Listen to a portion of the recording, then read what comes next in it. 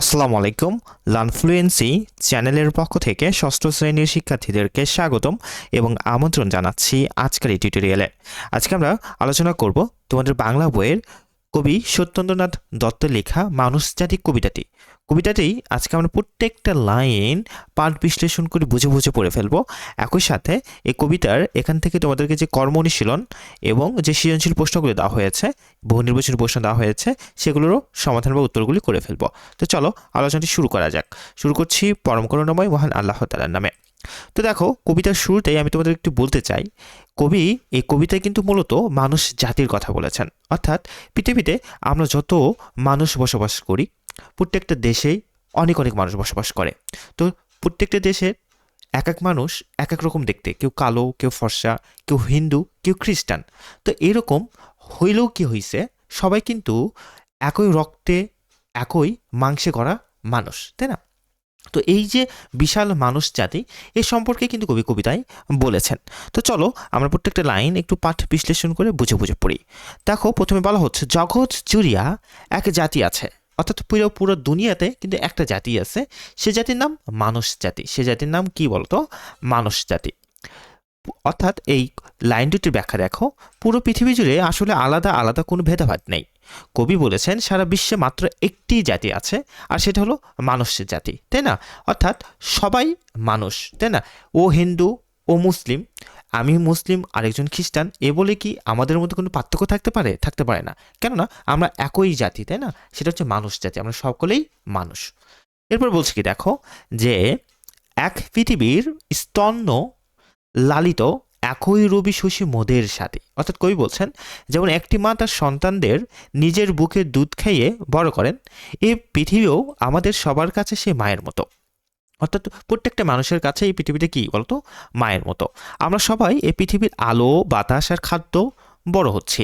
আকাশ ভরা সূর্য আর চাঁদ আমাদের সবার জন্য সমানভাবে আলো দেয়, তাই না? ও হিন্দু দেখে কি ওর জন্য বেশি আলো দেয়, ও মুসলিম দেখে কি ওর জন্য কম আলো দেয়? ব্যাপারটা কি এরকম হয়? এরকম কিন্তু হয় না। কবি এরকম করে তোমাদেরকে বোঝানোর চেষ্টা করছে। এরপর কবি বলছে কি দেখো, যে শীতাতপ, ক্ষুধা, তৃষ্ণার জ্বালা সবাই আমরা সমান বুঝি। অর্থাৎ আমাদের সকলের ক্ষুধা লাগে, সকলেরই কি হয় বলতো? পানি পিপাসা পায়, তাই না? অর্থাৎ বলছে দেখো, শীত, গরম কিংবা খিদে আর তৃষ্ণার কষ্ট সব মানুষের জন্য একই রকম। একজন ধনীর যেমন খিদে পায়, একজন গরিবেরও তেমনই পায়। এই অনুভূতিগুলো কোনো পার্থক্য নেই। এবার 4 নম্বর বলা হচ্ছে দেখো, কচি কাজগুলি দাঁটো করে তুলি, বাঁচিবার তরে সমান বুঝি। এই লাইনটার মানে কি দেখো, কবি বলছে যে আমরা সবাই আমাদের সন্তানদের আদর যত্ন বড় করে গড়ে তুলি, তাই না? আর এই পৃথিবীতে বেঁচে থাকার জন্য আমরা সবাই একইভাবে সংগ্রাম করি। সকলের কথা কবি এখানে বলছে। এবার বলা হচ্ছে দেখো, দোসর খুঁজি ও বাসর বাঁধিক, জলে ডুবি বাঁচি পাইলে ডাঙা। অর্থাৎ আমরা সবাই একা থাকতে পারি না, তাই না? তাই বন্ধু বা সঙ্গী খুঁজি এবং ঘর বা সংসার বাঁধি। বিপদে পড়লে সবাই বাঁচার জন্য খড়কুটো আঁকড়ে ধরি এবং নিরাপদ আশ্রয়ের খোঁজ করি। আচ্ছা, এরপরে কবি বলছে, কালো আর ধলো বাহিরে কেবল, ভিতরে সবাই সমান রাঙা, তাই না? কবি বলছে দেখো, মানুষের গায়ের রং বাইরে থেকে কালো বা ফর্সা হতে পারে, এটা কেবল বাইরের আবরণ, কিন্তু সবার শরীর ভিতরের রক্ত লাল।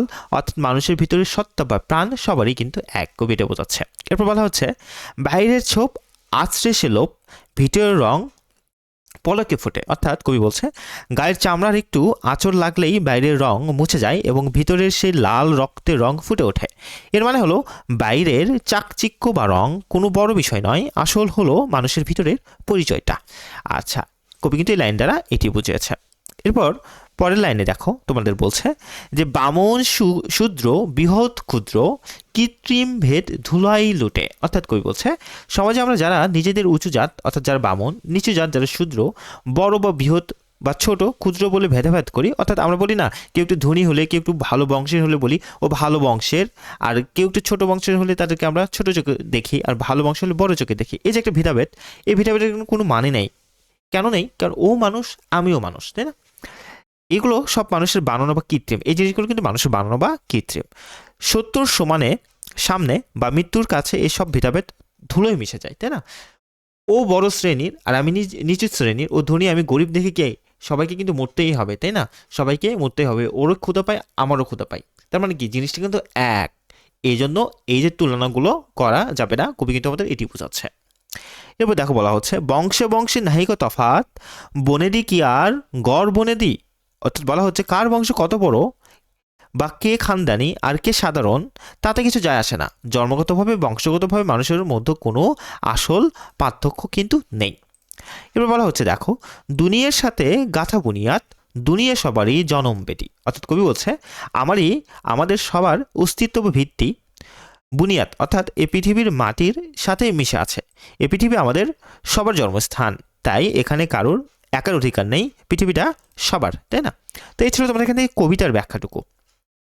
এরপর তোমাদের এখান থেকে কিন্তু দেখো তোমাদেরকে কি বলা হচ্ছে, তোমাদেরকে এখান থেকে একটি তোমাদেরকে কি দেওয়া হয়েছে, তোমরা এখান থেকে একটু পাঠ পরিচিতি ভালো করে পড়ে ফেলবা, তাহলে কবিতা আরও সুন্দর এবং বুঝতে আরও সহজ হবে কিন্তু। হ্যাঁ, এরপর দেখো তোমাদেরকে একটু কর্ম অনুশীলন দিয়েছে।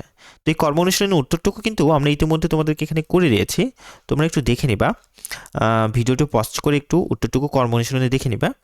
এখানে বিস্তারিত আমরা খুব সহজ ভাষায় লিখে দিয়েছি, তোমরা একটু ভিডিওটি পজ করে একটু পড়ে ফেলবা বা খাতায় লিখে নিবা, তাহলে কিন্তু হয়ে যাবে। আচ্ছা, তো এরপরে তোমাদেরকে বহু নির্বাচন প্রশ্ন দেওয়া হয়েছে, আমরা সেগুলোর উত্তরগুলো একটু দেখে ফেলি চলো। এরপর আমরা সৃজনশীল প্রশ্ন উত্তরগুলো দেখে নেব। তো দেখো বহু নির্বাচন প্রশ্নে 1 নম্বরে তোমাদেরকে বলা হচ্ছে যে বাংলা কবিতার ক্ষেত্রে কাকে ছন্দের জাদুকর বলা হয়। উত্তরটি হবে গ নম্বর সত্যেন্দ্রনাথ দত্তকে। 2 নম্বর বলা হচ্ছে এক পৃথিবীর স্তন্য লালিত, এই উক্তিটি কি বোঝানো হয়েছে। অর্থাৎ ক নাম্বার একই পৃথিবীর স্নেহ ছায়ায় বেড়ে ওঠা। এবার দেখো তোমাদেরকে উদ্দীপকে 3-4 নম্বর প্রশ্নের জন্য একটি উদ্দীপক দেওয়া হয়েছে। উদ্দীপকে বলা হচ্ছে প্রীতি ও প্রেমের পূর্ণ বাঁধনে সব যবে মিলি পরস্পরে, স্বর্গ আসিয়া দাঁড়াই তখন আমাদেরই কুড়ে ঘরে। অর্থাৎ 3 নম্বর বলা হচ্ছে মানুষ জাতি কবিতার যে বিষয়টি এখানে প্রাসঙ্গিক তা হলো খ নাম্বার, উত্তরটি কিন্তু হবে খ নাম্বার 1, 2, 3 তিনটাই, তাই না?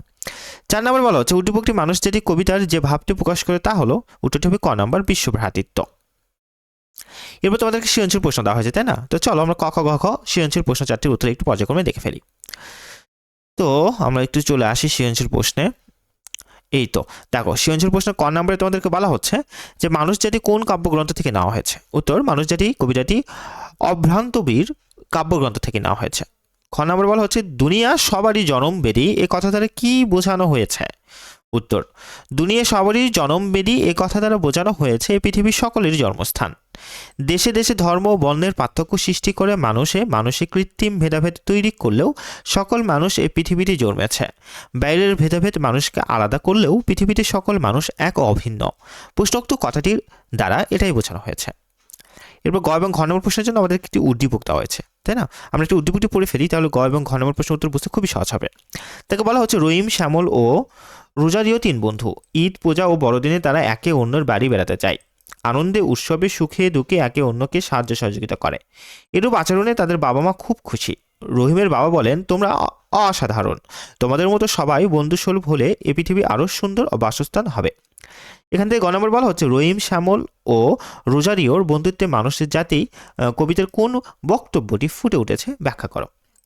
উত্তরটি আমরা দেখি, দেখো রহিম, শ্যামল, রোজারিওর বন্ধুত্বে মানুষ জাতি কবিতার জাতিভেদ তুলে সকল মানুষকে সমান দৃষ্টিতে দেখার বিষয়টি ফুটে উঠেছে।